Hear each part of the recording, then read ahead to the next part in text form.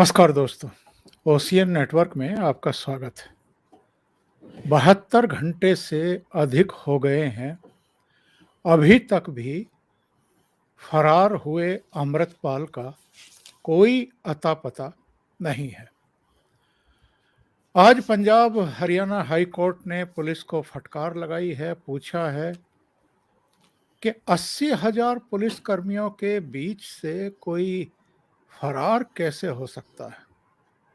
इसके अलावा ये भी पूछा है कि उसके बाकी सारे साथी आपने पकड़ लिए हैं, अमृतपाल को क्यों नहीं पकड़ पा रहे हैं आप?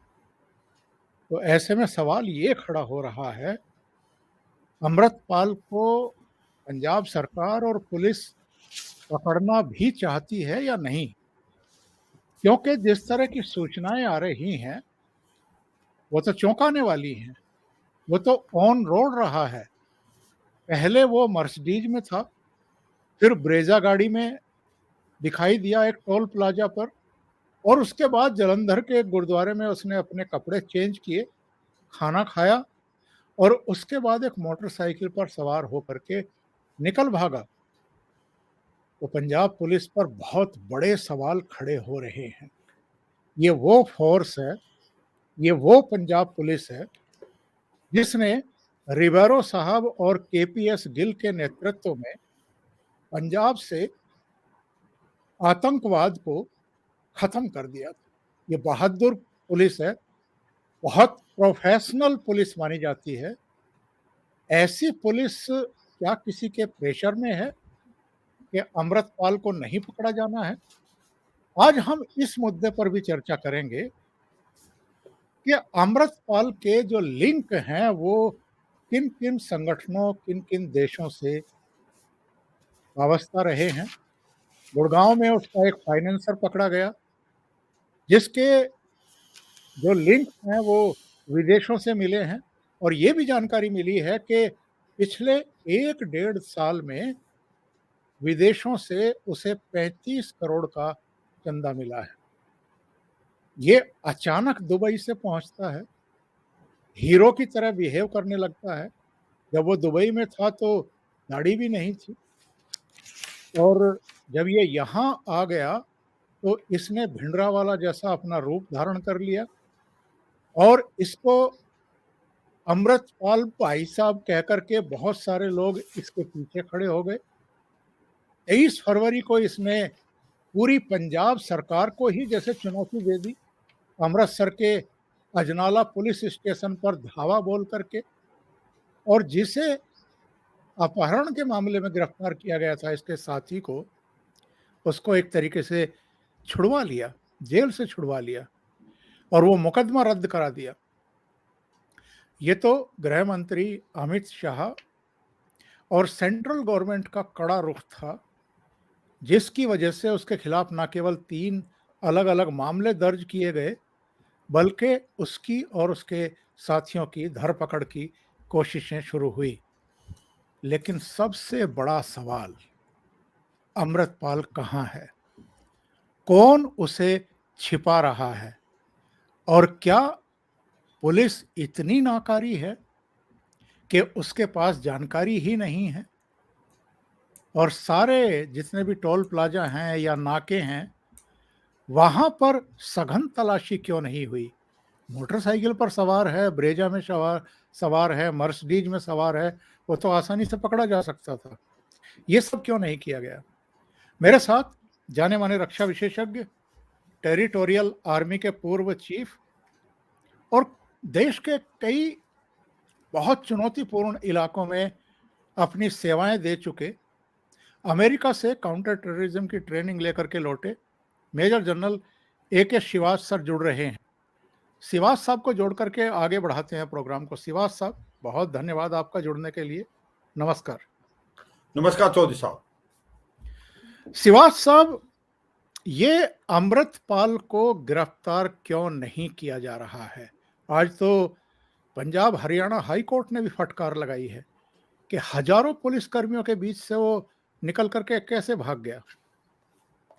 हाँ, बिल्कुल बिल्कुल चौधरी साहब, आपने ठीक बोला कि अमृतपाल पूरा एक प्रकार चकमा दे के पुलिस को कैसे भाग गया। पहले एक बार हम देखते हैं कि अमृतपाल है कौन और कहां से आया और किस तरीके से इसको इस रूप में बना दिया। देखो सच्चाई यह है कि जो आईएसआई है उसकी K2 प्लान है, जिसमें बोलते कश्मीर और खालिस्तान। अब जो कश्मीर का मुद्दा था वो तो बाय एंड लार्ज रिजोल्व होता नजर आ रहा है। वहां पर चंद एक आतंकवादी रह गए हैं और उनका भी मुझे लगता है अगले साल तक खात्मा हो जाएगा। पूरी लीडरशिप खत्म है लश्कर ए तौबा जैसे मोहम्मद की। और आज जो जम्मू एंड कश्मीर है डेवलपमेंट के दौर पे जा रहा है।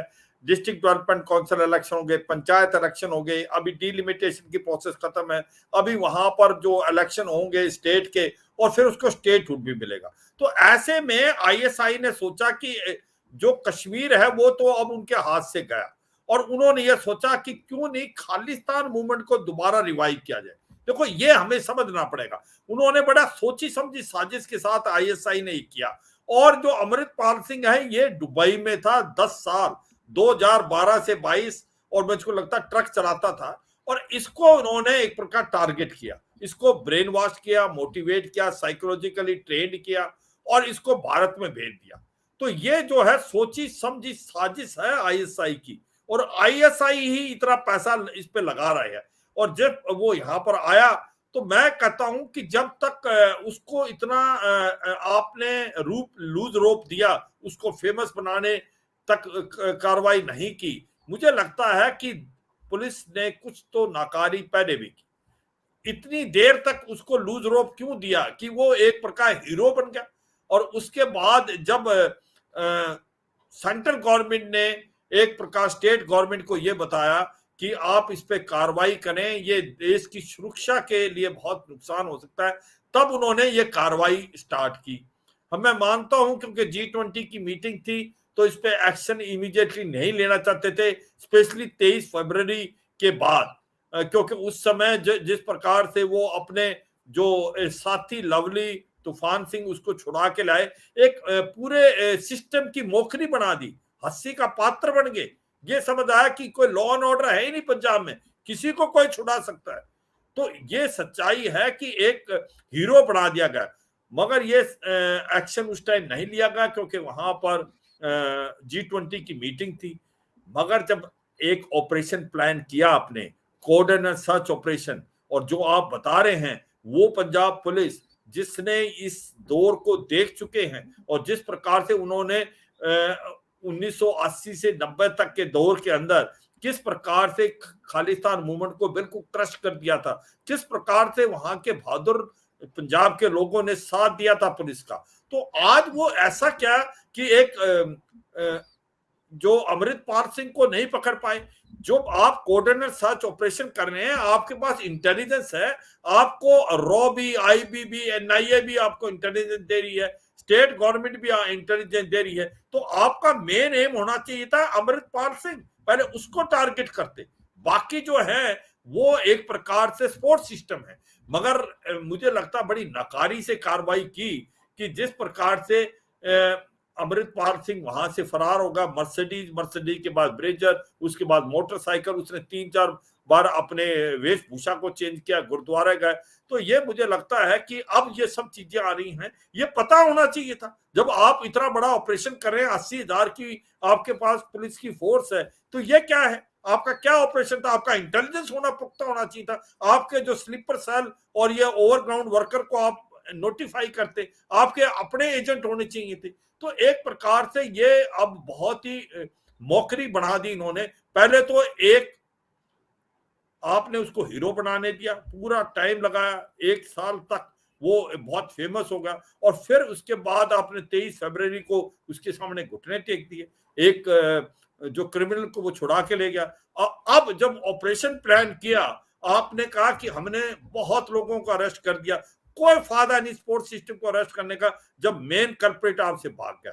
और अब इसका ये नहीं पता वो कल्प्रिट है क्या, क्योंकि डर ये है कि अभी ये बॉर्डर स्टेट है, क्योंकि यहाँ का बॉर्डर लगता है पाकिस्तान के साथ, कहीं ऐसा तो नहीं है पाकिस्तान की तरफ निकल गया। दूसरा, हमें मालूम है कि जिस प्रकार से नेपाल और बांग्लादेश से हमारा बॉर्डर काफी पोरस है, स्पेशली नेपाल के साथ, वहां तो नहीं निकल गया।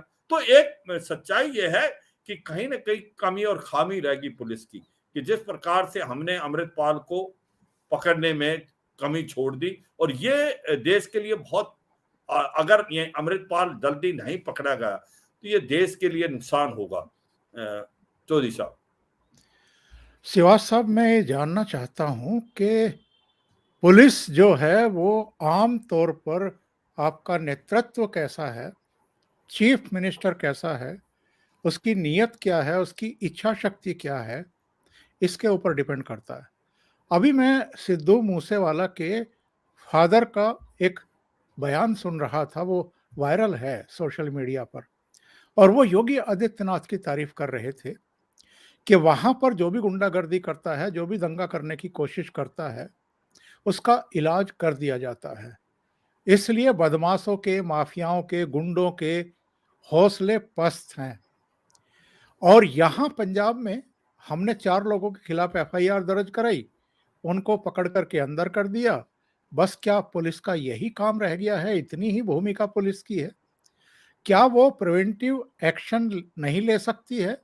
या ऐसे तत्व जो समाज के लिए, देश के लिए घातक हो सकते हैं, उन पर समय रहते कार्रवाई नहीं कर सकती है? पर जैसा मैंने कहा है कि पंजाब पुलिस बहुत ही प्रोफेशनल रही है, उसने बहुत बड़ा काम किया हुआ है। कौन रोक रहा है पंजाब पुलिस को? हाँ, देखो बिल्कुल आपने बहुत अच्छा बताया, पॉइंट बताया, और ये सच्चाई है कि पंजाब पुलिस का ये जो ऑपरेशन होना था, ये एक प्रकार से इंटेलिजेंस ऑपरेशन बहुत सक्सेसफुल होना चाहिए था, और उसके करने के लिए उनको पुख्ता इंटेलिजेंस गैदर करनी चाहिए थी। उनको यकीन करना था कि जो उनका मेन टारगेट है, वो है एक प्रकार से अमृतपाल सिंह, और उसको आपने नहीं भूलना था, आपको सबसे पहले उसको अरेस्ट करना था। और ये बातें जो अब आ रही हैं कि वो एक गाड़ी से दूसरी गाड़ी, एक वेशभूषा से दूसरी, ये तो सबको पता है ऐसा होगा, तो क्यों नहीं किया गया? मतलब कि आपने जब अपना ऑपरेशन प्लान किया तो एक पुख्ता ऑपरेशन प्लान करना चाहिए था कि जब आपने उसको छोड़ दिया और अब वो निकल गया आपके हाथ से, अब बड़ा मुश्किल होगा उसको पकड़ना। मगर ये सच्चाई है कि आपको समझना चाहिए इसके अंदर पूरा आईएसआई इन्वॉल्व है, वहां से फंडिंग आ रही है। ये जो आप बता रहे 30 करोड़ के करीब, ये सब के सब आईएसआई का एक देन है। और दूसरी एक और बड़ी इंपॉर्टेंट चीज है, ये भी हमें समझनी चाहिए, वो अभी पाकिस्तान से ड्रग्स आ रही है, अम्यूनिशन आ रहा है, वेपन आ रहा है ड्रोन की मदद से, और बहुत ज्यादा स्लीपर सेल भी है और ओवरग्राउंड वर्कर हो गए हैं जो अभी पंजाब में। तो गवर्नमेंट को बहुत चौकन्ना रहना पड़ेगा कि हमने ढील दे दी, कहीं ऐसा तो नहीं है कि दोबारा खालिस्तान मूवमेंट दोबारा पनपने पाए। तो इसलिए ये बहुत इंपॉर्टेंट था कि अमृतपाल को पकड़ा जाना, मगर सबसे दुख की बात है कि अमृतपाल को हम नहीं पकड़ पाए, और अब ऐसी सिचुएशन आ गई है कि ये नहीं पता अमृतपाल कहाँ है। और मुझे लगता है कि अब जो सेंट्रल गवर्नमेंट को भी पूरा पूरा मदद देनी चाहिए, स्टेट गवर्नमेंट को वन अपशिप नहीं होनी चाहिए। आईबी, रॉ, एनआईए और स्टेट गवर्नमेंट की जो सारी इंटेलिजेंस एजेंसी मिले और तब इस पे कार्रवाई करे, तभी है। कहीं ना कहीं मुझे लगता है कि कोई तालमेल में कमी है, कुछ ऐसा लगता है क्लियर कट डायरेक्शन नहीं है एट द हाईएस्ट लेवल। जो आप बात कर रहे थे कि क्या जो हाईएस्ट लेवल पे डायरेक्शन डीजीपी को दी जाती है, उसमें तो कोई कमी खामी नहीं है, हो सकता है। मगर अब सच्चाई है कि अब समय आ गया कि सेंट्रल गवर्नमेंट की जो गवर्नमेंट की सेंट्रल गवर्नमेंट की इंट एजेंसी, स्टेट गवर्नमेंट की इंट एजेंसी, उनका तालमेल होना चाहिए, और उनके तालमेल के बाद आपको ऐसा पुख्ता करना है कि ये कोई कमी नहीं रह जाए। अभी भी जो है मैं ये कहूंगा कि इस ऑपरेशन को बेटर प्लान कर सकते थे, और अमृतपाल सिंह को इनको एक प्रकार से उसके पीछे जाना चाहिए था और उसको अरेस्ट करना चाहिए था। ये कहीं ना कहीं मिस्ड अपॉर्चुनिटी है, और ये मुझे लगता है कि ऑपरेशन जो था इसके अंदर कमी और खामियां थी प्लानिंग में। चौधरी साहब, कहाँ से लिंक था ये, और कौन ताकतें हैं शिवाज साहब जो पंजाब को शांति से आगे नहीं बढ़ने देना चाहती हैं? देखो चौधरी साहब, इसमें कोई शक नहीं है, ये पाकिस्तान की आईएसआई इन्वॉल्व है, पाकिस्तान की आर्मी है, क्योंकि उनके हालात बहुत खराब है, फाइनेंशियल कंडीशन खराब है, इकोनॉमिक कंडीशन खराब है, पॉलिटिकल इंस्टेबिलिटी है, मारा मारी है, खाने को वहां दाने नहीं है। अब वो चाहते हैं कि पंजाब के अंदर ये गदर मिलिटेंसी दोबारा आए, टेररिज्म दोबारा आए। तो ये सोची समझी साजिश है पाकिस्तान की डीप स्टेट की, आईएसआई की, और वही एक पैसा भिजवा रही है इसको। जो अमृतपाल को एक प्रकार उन्होंने, जब गल्फ में था ये 2012 से 22, इन्होंने इसको टारगेट किया, ये देखा कि ये इसको हम इस्तेमाल कर सकते हैं, इनको साइकोलॉजिकली भी ट्यून अप किया होगा और उसको फिर पंजाब में लेके आए। और एक प्रकार उसका जो आप बता रहे हो भिंडरवाला जैसी चाल, भिंडरवाली जैसी बातचीत, वो एक सोची समझी साजिश के तहत किया गया है। मगर अब जब ऑपरेशन हमने प्लान किया और टाइम था पंजाब पुलिस के पास, तो ऐसा पुख्ता करना चाहिए था जब ये कि उसके अंदर कोई लूप होल लकूना नहीं रह जाते। क्योंकि एक बार जब आपने इतनी सरप्राइज रखा या आपने सीक्रेसी रखा, किसी को नहीं पता चला कि ऑपरेशन होना है, फिर ऑपरेशन होना है तो फिर आपको मेन टारगेट पे जाना था, मेन टारगेट आपसे छूट गया। अब उस आप स्पोर्ट सिस्टम को पकड़ना अच्छी बात है, आपने पकड़ा, मगर मेन टारगेट को पकड़ना आपका मेन एम होना चाहिए था चौधरी साहब। और ये जो यूके में बैठे हुए लोग हैं, कनाडा में, यूएस में बैठे हुए लोग हैं, ऑस्ट्रेलिया में बैठे हुए लोग हैं, जो हमारे तिरंगे का भी अपमान करने से बाज नहीं आ रहे हैं, हालांकि काउंटर भी हुआ है। कल यहाँ दिल्ली में जो ब्रिटिश उच्चायोग है, वहाँ हमारे सिख भाइयों ने भी तिरंगे झंडे के साथ प्रदर्शन किया है। और आज लंदन से सूचना मिल रही है कि वहाँ भी बड़ी संख्या में भारतीय पहुंचे हैं अपने हाई कमिश्नर के बाहर, और उन्होंने भी तिरंगों के साथ प्रदर्शन किया है। तो क्या इन पर अंकुश नहीं लगाया जाना चाहिए? और मुझे तो लगता है कि ये भी बड़े पैमाने पर फंडेड, इस तरह की फंडिंग करते हैं। हाँ, देखो इसमें कोई शक नहीं है कि ये जो कुछ एक एनआरआई हैं या जो कि अब सिटीजन बन गए हैं, ऑस्ट्रेलिया में भी, कनाडा में भी, यूके में भी और यूएस में। और जिस प्रकार से ज्यादातर ये यूके के अंदर जहां एक भारत की एम्बेसी का जो फ्लैग हटाया, वो बहुत ही दर्दनाक और शर्मनाक था। मगर ये चंदे हैं लोग, और ये सच्चाई है कि ये हमें government to government case take up करना चाहिए। यूनाइटेड किंगडम जो ब्रिटेन गवर्नमेंट है उसको साफ सुथरे मैसेज करना चाहिए, ये आपके सिटीजन है, आप कैसे अलाउ कर रहे हैं ऐसा करने के लिए? आपने जो एम्बेसी को एक प्रकार प्रॉपर सिक्योरिटी क्यों नहीं दी? और अगर आपने नहीं दी, ये एक्शन हुआ, तो ब्लेम आपके ऊपर जाता है। और दूसरी बात ये चंद एक लोग हैं और वो जो कर रहे हैं, और ये सच्चाई है, इनको पैसा मिल रहा है और कहीं ना कहीं ये पॉलिटिक्स के साथ भी इन्वॉल्व है। मगर जब मैं बात करता हूं यूके की, तो ये सच्चाई है, आज ब्रिटेन जो है यूरोप का हिस्सा नहीं है, यूरोपियन यूनियन का, और उसको फ्री ट्रेड एग्रीमेंट भारत से चाहिए। आज यूके को भारत की ज्यादा जरूरत है जितनी भारत को यूके की नहीं। तो ये हमें प्रेशर डालना चाहिए कि आप ऐसी एक्टिविटी कैसे करने दे रहे। ये सच्चाई है यूके की। और अभी कनाडा है, उसमें मैं मानता हूं कि कनाडा में पॉलिटिक्स ज्यादा प्ले करी है, मगर कनाडा पे भी आपने एक प्रकार से उनकी नकल कसनी है। इसी प्रकार से ऑस्ट्रेलिया में, जब अभी ऑस्ट्रेलिया के प्राइम मिनिस्टर आए थे एंथनी एल्बनीज़, तो उसको भी बताया गया था कि ये सब आपके सिटीजन है, आप अलाउ नहीं कर सकते। मेरे को लगता है अभी भी वो इतने सीरियस नहीं हैं जितने होने चाहिए। तो हमारी जो सेंट्रल गवर्नमेंट है उसको प्रेशराइज करना चाहिए कि ये अलाउ नहीं करे, क्योंकि ये आग की तरह फैलता। ये रेफरेंडम 2020 की बात हो रही थी, वो नहीं हुआ, पर कुछ एक जगह में अभी पिछले साल हुआ है, सितंबर में भी और कुछ जनवरी में। वो सिख फॉर जस्टिस है, वो बहुत पैसा है, उनको डोनेशन मिलती है, वो जो है पैसा यहाँ पर भी भेजते हैं, पंजाब में भी। तो ये चंद एक लोग हैं जो बाहर हैं, मेजोरिटी जो लोग हैं वो देश से बहुत ज्यादा प्यार करते हैं। और जो आपने बताया यहाँ पर भी लोग काउंटर किया, सच्चाई ये है कि भारत की अगर फ्रीडम स्ट्रगल को देखें तो सिख का बहुत हाथ था। आज भारत की फौज में जितने सिख हैं वो भारत की फौज के बैकबोन है, सबसे ज्यादा गैलेंट्री अवार्ड उन्होंने जीते हैं और देश के लिए वो मर मिटने का जुनून रखते हैं। तो ये जो लोग खालिस्तान मूवमेंट के साथ इन्वॉल्व पहले भी थे या अब भी हैं, वो चंद एक लोग हैं, मगर उनको ढूंढना, उनको न्यूट्रलाइज करना ये बहुत जरूरी है। और इसके लिए तालमेल इंटेलिजेंसी का, क्योंकि देखो सोशल मीडिया बहुत ज्यादा एक्टिव है, तो इससे क्या है, अफवाहें बड़ी जल्दी फैलती हैं, तो ये बहुत ज्यादा ध्यान रखना। तो गवर्नमेंट के लिए ये बड़ी चुनौती है और ये इसको हमें छोड़ना नहीं है।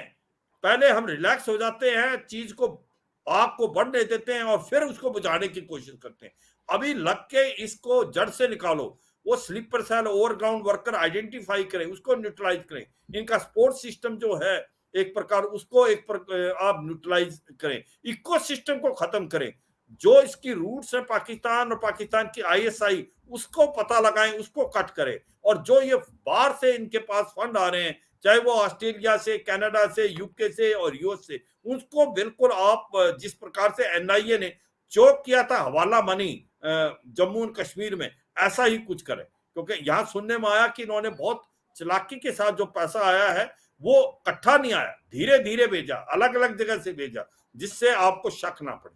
पर ओवरऑल मुझे लगता है हमें अपनी स्ट्रेटेजी बदलनी पड़ेगी और एक बड़े क्लियर कट मैसेज के साथ भारत की जो सेंट्रल गवर्नमेंट की इंटेलिजेंसी और पंजाब पुलिस की, पंजाब की इंटेलिजेंसी, आपस में तालमेल, कोई वन अपशिप नहीं होना चाहिए और इसको मुद्दे को पूरा किया जाए कि खालिस्तान मूवमेंट को बढ़ने नहीं देना है। इसको अभी हमने जो स्टार्टिंग में ही इसको क्रश करना है और इसके लिए इनका आपस में एक प्रकार से मत झूठ की बजाय एक प्रकार से आपस के अंदर कोल्यूजन होना चाहिए, यूनिटी होनी चाहिए, अंडरस्टैंडिंग होनी चाहिए और इस तरीके से काम करें, तभी हम सक्सेसफुल हो सकते हैं। नहीं तो फिर वही होगा कि सिचुएशन पहले खराब होगी, फिर हम उसको ठीक करने की कोशिश करेंगे। चौधरी साहब,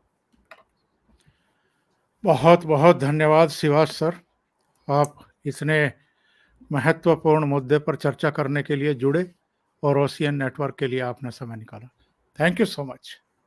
नमस्कार। नमस्कार चौधरी साहब, जय हिंद। जय हिंद सर।